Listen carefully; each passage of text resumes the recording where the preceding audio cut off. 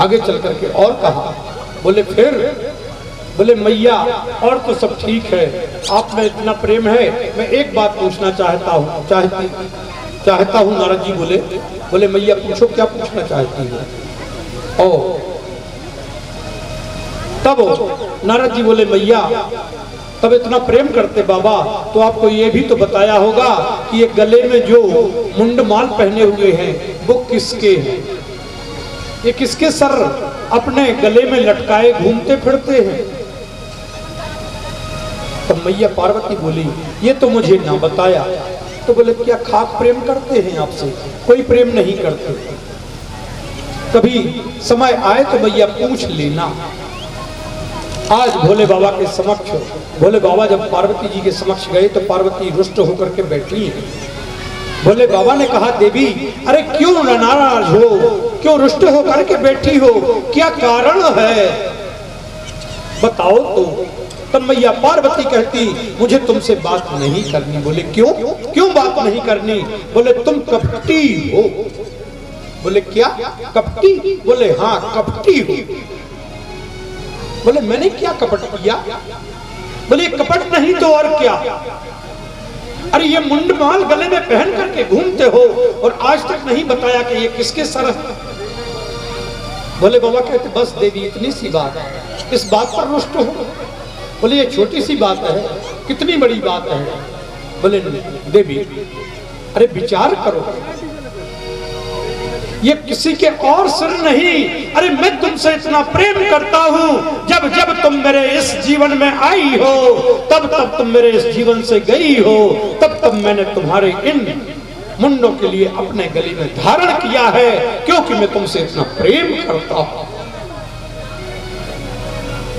मैया पार्वती कहती क्या ये मेरे सिर हैं? बोले हाँ देवी ये तुम्हारे ही तो सिर हैं। तो मैया पार्वती कहती हैं बाबा अभी तो मैंने कपटी कहा, अरे तुम कपटी नहीं महाकपटी हो। महाकपटी? बोले हाँ कैसे? बोले इस प्रकार से कि ये मैं इस धराधाम पर इतने बार आई, इतने बार मर चुकी और आप वही के वही बैठे हो। अरे आपने ऐसी कौन सी बूटी का पान किया जिस कारण से आप नहीं मरते? आप ज्यों के त्यों रहे और मैं बार बार मरती रही और जीती रही, आती रही। भोले बाबा कहते देवी मैंने अमर कथा का पान किया है, मैंने अमर कथा का पान किया है। ये अमर कथा कोई और नहीं, यह अमर कथा श्रीमद् भागवत महापुराण की कथा। मैंने अमर कथा का पान किया है, इसलिए मैं मरता और उत्पन्न प्रकट नहीं होता, बार बार जन्म नहीं लेता। पार्वती जिद करती हैं नाथ ऐसी बात है तो मैं भी उस अमर कथा का पान करना चाहती हूँ। भोले बाबा कहते देवी सुन पाओगी? बोले हाँ मैं सुनूंगी। बोले तो उसकी शर्त है। बोले क्या? बोले एक पहली शर्त तो ये कि अमर कथा सुनते हुए आपको ओम शब्द का उच्चारण करना होगा, हूं का देना होगा। जब कभी कोई कहानियां कहता है ना तो हूं का दिलवाता है, इसलिए कि सामने वाला सुन रहा है या सो तो नहीं। बोले मैं नेत्रों को बंद करके अमर कथा को सुनाता हूं, इसलिए तुम्हारे लिए ओम शब्द का उच्चारण करना होगा। और दूसरी शर्त ये रहेगी कि जाओ देखो कोई और तो कथा को नहीं सुन रहा, यदि जो इस कथा को सुन लेगा वो अमर हो जाएगा। मैया पार्वती ने जाकर के कैलाश पर इधर उधर देखा, उनके लिए कोई जीव ना दिखा। मैया ने कहा नाथ कोई भी और इस कैलाश पर नहीं है। तब भोलेनाथ ने डमरू का निनाद किया, डमरू को बजाया। जैसे ही डमरू को बजाया प्रभु के तो शब्द थे, सारे उस कैलाश पर जितने भी जीव जंतु रहा करते थे सारे जीव जंतु और कैलाश पर्वत से भाग जाते हैं।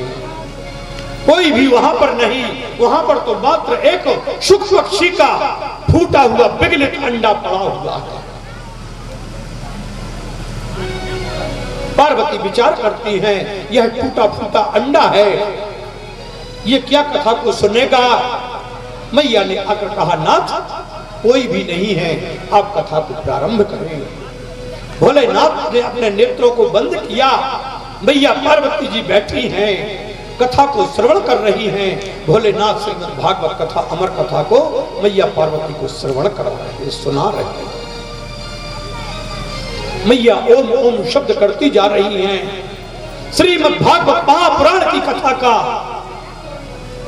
प्रभाव, वह विगलित फूटा हुआ अंडा एकत्रित होकर के जुड़ जाता है, उसमें जीव का प्रादुर्भूत हुआ।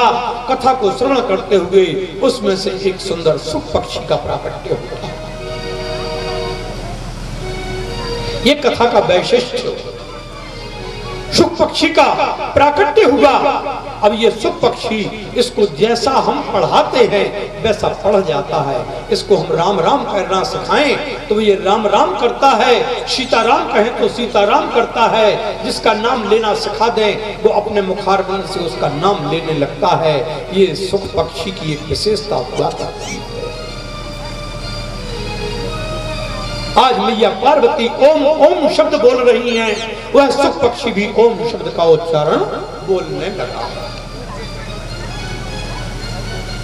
कथा श्रवण करते करते एकादश स्कंद तक, मुक्ति स्कंद तक कथा को भोलेनाथ ने कहा। वहीं तक मैया ने सुना। वहीं पर निद्रा देवी आकर के और मैया पार्वती को ग्रसित कर जाती है। निद्रा आ जाती है मैया पार्वती को। निद्रा के बसीभूत मैया पार्वती सुख पक्षी ओम शब्द का उच्चारण कर रहा है। उच्चारण करते हुए उस सुख पक्षी के ओम शब्द को श्रवण करते हुए कानों में ध्वनि ओम की भोलेनाथ की पड़ रही है। भोलेनाथ कथा को श्रवण कर रहे, सुना रहे हैं और सुख पक्षी कथा को सुन रहा है। कथा पूर्ण हुई। कथा पूर्ण होने के बाद जैसे ही जयकारा लगाया, बोले बाल कृष्ण लाल की, जोर की जयकार ध्वनि हुई। मैया पार्वती की निद्रा भंग हुई। जैसे ही निद्रा भंग हुई, मैया पार्वती कहती क्या कथा पूर्ण हुई? भोलेनाथ कहते देवी क्या कथा को नहीं सुना? बोले प्रभु क्षमा करना, मैं तो मुक्ति स्कंद तक ही कथा को श्रवण कर पाई नाथ। निद्रा देवी ने आ घेरा, मैं निद्रा के वशीभूत हो गई प्रभु, मैंने कथा को ना सुन पाया। बोले फिर ओम शब्द किसने कहा? देखा वो सुख पक्षी ओम शब्द का उच्चारण कर रहा है। भोलेनाथ तो तिलमिला उठते हैं, गुस्से में आग बबूला भोलेनाथ त्रिशूल लेकर के खड़े हो जाते हैं। अरे तूने मेरी कथा को चोरी से श्रवण किया। मैंने कहा था कि कथा को चोरी से श्रवण नहीं करना चाहिए, कथा पंडाल में आकर के कथा को श्रवण करना चाहिए।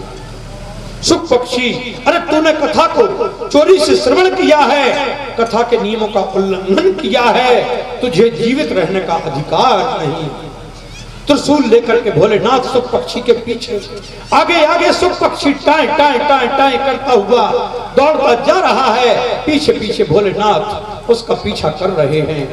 ब्रह्मलोक, विष्णुलोक आदि घूमते हुए किसी ने उसका सहारा ना किया, सहारा ना दिया सुख पक्षी का। आखिरकार दौड़ते हुए वह सुख पक्षी ने देखा कि शाम्या पृष्ठ आश्रम में, जो व्यास जी का आश्रम था, व्यास जी का आश्रम जिसका नाम था साम्या पृष्ठ, व्यास जी के साम्या पृष्ठ आश्रम में बटिका देवी और जो है ऋतु धर्म से निवृत्त होने के बाद अपने केसों को सुखा रही थी। उसी समय उनके लिए जम्हाई आई। जम्हाई आते ही वह सुख पक्षी बटिका देवी के मुखारबिंद से और गर्भ में प्रवेश कर जाता है। बटिका देवी ने गर्भ को धारण किया।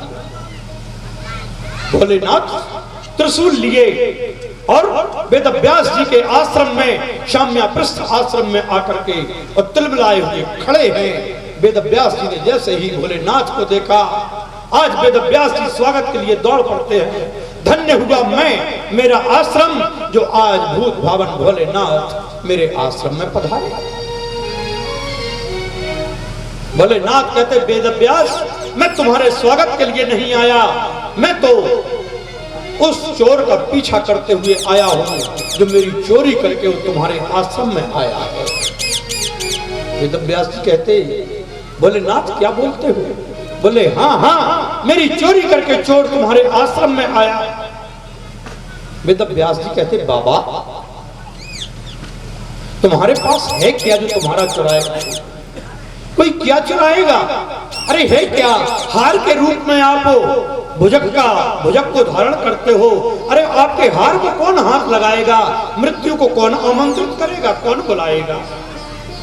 अरे जो आपके हार को छीनेगा उसकी स्वयं मृत्यु आ जाएगी। बर्रैया, तुतैया, भ्रमर आदि, बिच्छू आदि आपके अंग अंग पर लिपटे हैं, जो सब जहर को धारण करते हैं। प्रभु आपके लिए कुछ आपके पास है क्या? अरे आपके पास तो एक पाउडर भी तो नहीं।